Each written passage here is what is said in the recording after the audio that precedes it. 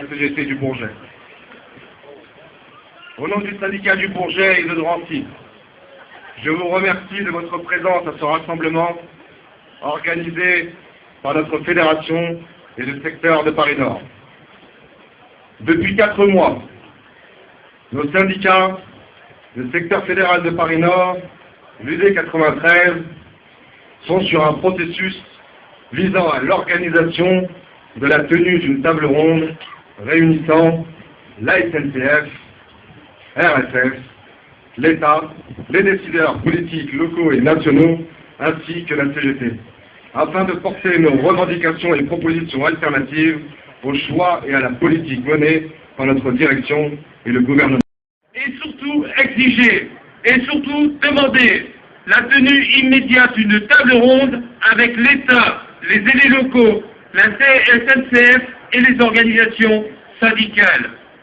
Dans le cadre de ce rassemblement d'aujourd'hui, nous disons aussi que la population de la Seine-Saint-Denis a droit à des emplois qualifiés, des emplois qui offrent de réelles perspectives de déroulement de carrière pour les jeunes qui revendiquent le droit à l'emploi sur le département.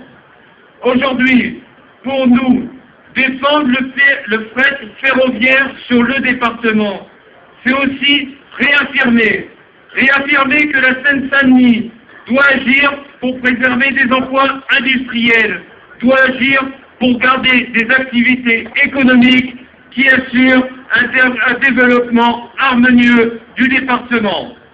Nous sommes ici à quelques centaines de mètres d'une grande entreprise industrielle, Citroën Aulnay. Nous sommes ici à quelques centaines de mètres de l'aéroport international de Roissy. Nous disons donc avec les cheminots que le secteur de triage du Bourget est un formidable atout qu'il faut développer pour répondre aux besoins économiques du département et de la région Île-de-France. Et non sa privatisation, et qui, comme ça a été dit, le 3 octobre prochain, l'exprimeront par des votations citoyennes dans tout le pays.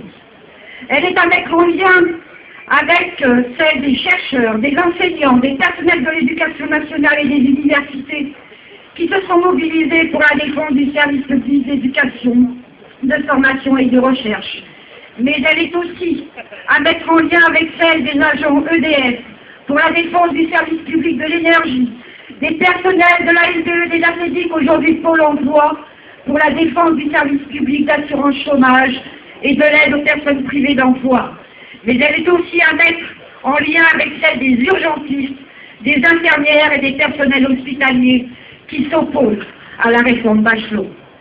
On le voit bien, la droite, son gouvernement, le MEDEF, lancent de concert une vaste offensive contre tous les services publics. Au nom de la sacro-sainte réduction des dépenses publiques, d'une soi-disant modernité, mais aussi au nom de l'Europe, où la concurrence doit être libre et non faussée, ils veulent les mettre entre les mains des puissances du marché. Qu'est-ce qui se passe? La SNCF et le gouvernement prétendent développer le fret. Ils annoncent 7 milliards pour aider le rail. Mais ils s'opposent à un patron de sinistre réputation, Pierre Blaillot, pour supprimer des milliers d'emplois dans le fret SNCF. 4 000, 6 000. C'est-à-dire combien de frais familles de cheminots, obligés de déménager, de triage de dépôts abandonnés, de cadences renforcées. Ils parlent service public, entreprise nationale et soutien à la SNCF. Et concrètement, ils ont voté l'ouverture à la concurrence à Bruxelles, avancent dans la case du statut, font tout pour banaliser une activité qui est pourtant, comme vous l'avez dit, d'intérêt général. Ils nous disent Grenelle de l'environnement, taxe carbone, révolution écologique. Ils nous sortent un nouveau rapport sur la croissance pour prendre enfin en compte des données essentielles à la vie, comme notre bien-être, la cohésion sociale, la qualité de notre environnement.